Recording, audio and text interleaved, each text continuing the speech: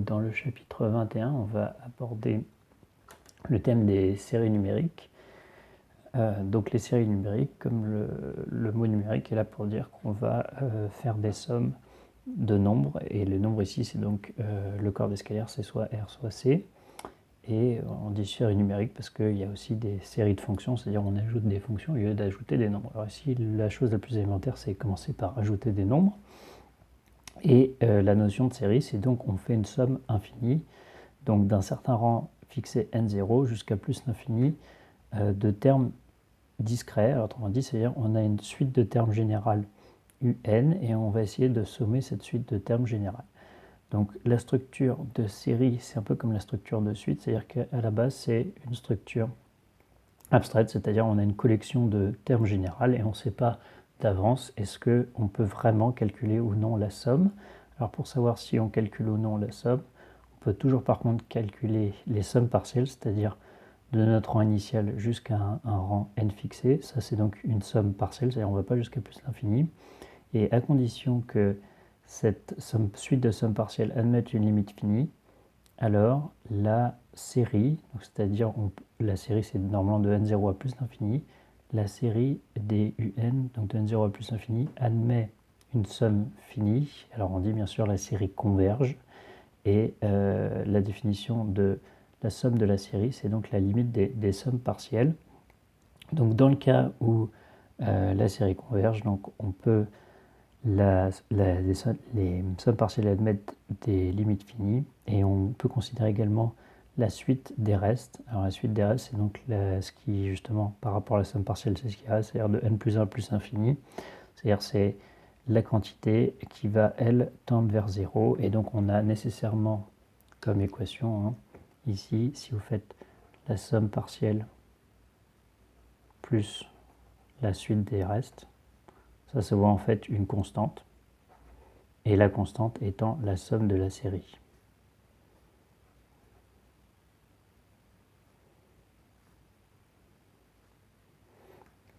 Donc en fait, le reste est censé tendre vers 0, et alors là j'ai mis n, c'est plus l'infini, et ça c'est une constante, et donc la suite des restes, elle, tend vers 0, alors que la suite des sommes partielles tend justement vers cette constante qui est la somme de la série. Voilà. Et la nature d'une série, c'est comme la nature d'une suite, c'est-à-dire quand on dit nature, c'est est-ce que la série converge ou est-ce que la série diverge. Ça ne dépend pas des premiers termes, c'est-à-dire que toutes les structures sont à comprendre uniquement à partir d'un certain rang, étant donné que ici, les sommes partielles, si on commence à 0 ou si on commence à n0, de toute façon, ça va différer que d'un nombre fini terme. Donc ici, ça va faire constante plus autre chose. Donc ça ne change pas. Les restes, finalement, vont forcément être identiques. Ça ne dépend pas des premiers termes de la série. Est-ce que le reste ou non tend vers 0. Alors on a un certain nombre de propriétés élémentaires. Alors la première, c'est la linéarité des séries. Alors qu'est-ce que c'est que la linéarité des séries? C'est si on a deux séries, la série des UN et la série des VN qui convergent, alors n'importe quelle combinaison linéaire, c'est la série de termes général lambda UN plus mu VN, converge alors également. Et en plus, on a linéarité des valeurs des limites, autrement dit des sommes des séries. Donc la somme de la combinaison linéaire, c'est la combinaison linéaire des sommes. Et en général, ce qui va être pour nous plutôt la partie difficile, c'est est-ce que la série converge? La valeur de la somme de série n'est pas forcément en général atteignable, mais ça vous nous donne déjà la convergence de la série. Et cette propriété-là va pouvoir se décliner avec aussi, on pourrait dire, des contraposés. Alors les contraposés, ce serait si la série des UN converge et la série des VN diverge, alors, donc j'écris CV pour converge et DV pour diverge, si on a une série convergente et une série divergente, alors si on les additionne ou qu'on fait donc une combinaison linéaire,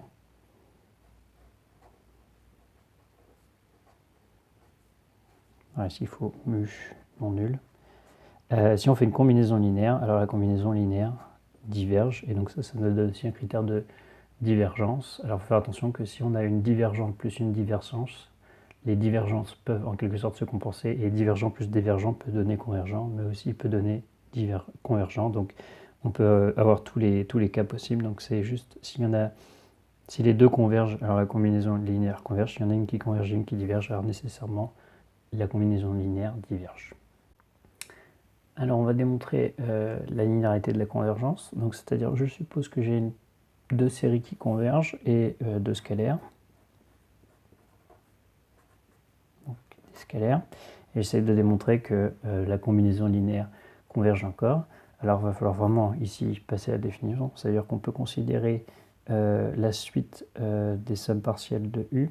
Donc par exemple, je peux appeler Sn égale la somme pour k allant de n0 jusqu'à n des uk. Donc ça, c'est les sommes partielles pour la série des un. En général, une série, c'est quelque chose d'abstrait, donc on laisse sous cette forme-là, sans spécialement prendre la notation de somme, mais plutôt notation abstraite. Il faut comprendre, c'est comme quand on met une suite.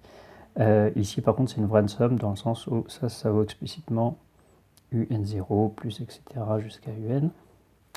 Donc ça, c'est les sommes partielles de U. On fait pareil pour V. Alors je vais appeler par exemple T.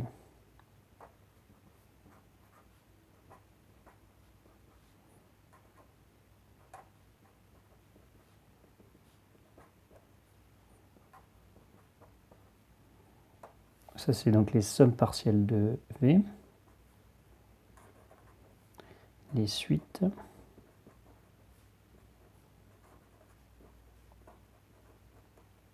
Des sommes partielles. Par hypothèse,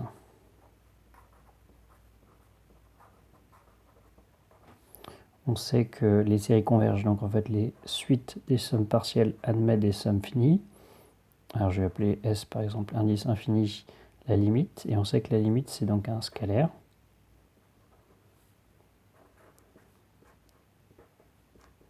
Et pareil, Tn tend vers un certain T infini, mais qui est un scalaire. Donc, on va pouvoir considérer sur la série combinaison linéaire leur somme partielle. Donc, les sommes partielles de la combinaison linéaire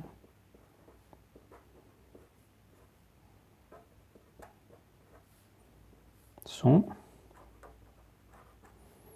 En fait, ça vaut la somme pour k allant de n0 jusqu'à un grand N de lambda uk plus mu vk. Ça, c'est des sommes finies, donc on n'a aucun problème de calcul. Ça vaut la combinaison linéaire des sommes.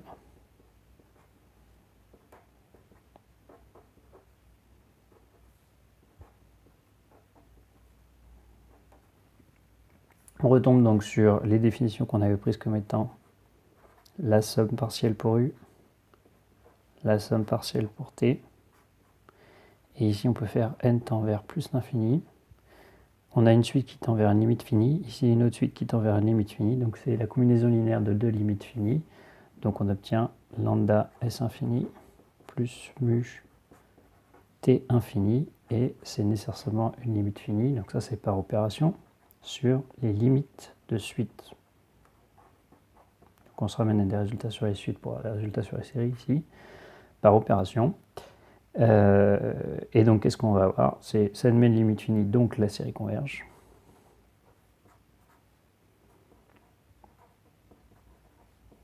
Par définition. Et de plus,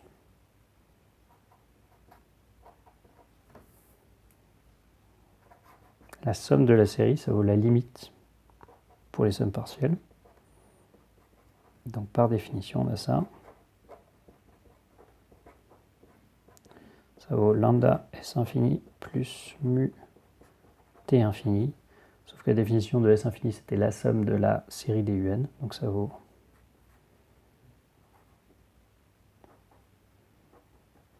ça. La somme de la série des UN plus T infini. Et T infini, par définition, c'était la somme de la série des Vn. Et on obtient bien, donc, en plus, notre résultat. Et enfin, on peut essayer donc de démontrer donc ce que j'avais dit, que j'avais appelé à peu près la contraposée. C'est qu'est-ce qui se passe si on a une série convergente plus une série divergente. Alors la combinaison linéaire diverge.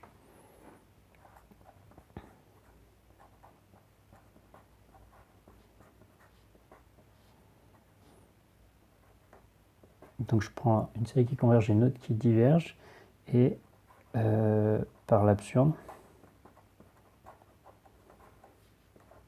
on suppose que la combinaison linéaire converge. J'ai dit qu'il y avait une condition technique, il fallait que le scalaire ici, il fallait qu'il y ait au moins une fois v finalement. Il fallait qu'on ne multiplie pas par 0 ici, sinon on a combinaison linéaire, on a simplement lambda u, autrement dit ça converge. Donc on suppose par l'absurde que ça converge, et on va essayer de démontrer que justement c'est absurde, autrement dit la combinaison linéaire entre une convergente et une divergente est forcément divergente. Par contre, je dirai rapidement pourquoi si divergent plus divergent, ça peut faire convergent. Alors, pourquoi ça c'est vrai? Parce qu'en fait, on peut simplement dire que ici on a une convergente et ici on a une autre convergente.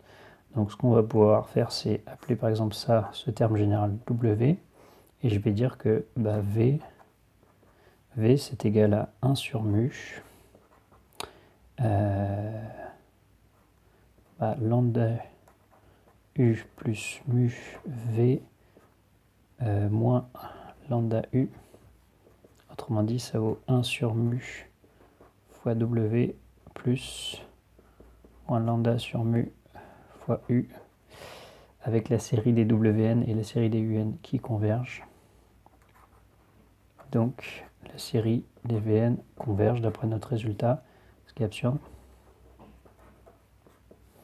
Ça c'est car la série des W converge et la série des U converge, donc forcément n'importe quelle combinaison linéaire converge encore. D'ailleurs, on remarquera qu'en général, donc on va faire tous les calculs sur les termes généraux et on omettra systématiquement le symbole sigma. On le mettra uniquement au niveau de la conclusion. Et donc la dernière remarque, c'est que diverge plus diverge, ça peut donner converge.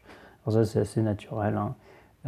C'est-à-dire que par exemple, si je fais un exemple idiot, c'est la série des 1.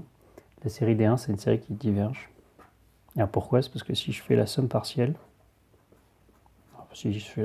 par exemple, je peux considérer que c'est une série qui commence à n0 égale 0. Et bien ça fait n plus 1 et ça tend vers plus l'infini. Donc la série des 1 converge, et ce que je peux dire, c'est que diverge, donc elle diverge parce qu'elle n'admet pas de limite finie, hein. Donc c'est une série qui diverge, et avec elle-même elle diverge aussi. Par contre, quand je fais la combinaison linéaire entre elle-même et elle-même, ça converge, hein. Ça converge, c'est la série des zéros, c'est-à-dire la somme partielle ça vaut juste 0, forcément la série des zéros est converge. Donc j'ai diverge moins diverge égale converge, si vous voulez. Il n'y a pas de règle générale, et si je fais la série des 1 plus la série des 1, ça me donne diverge. Donc en fait, la combinaison linéaire de deux séries divergentes est quelconque, si on veut. C'est-à-dire, faire attention, il n'y a pas de règle. Par contre, dans le cas de divergent et divergent.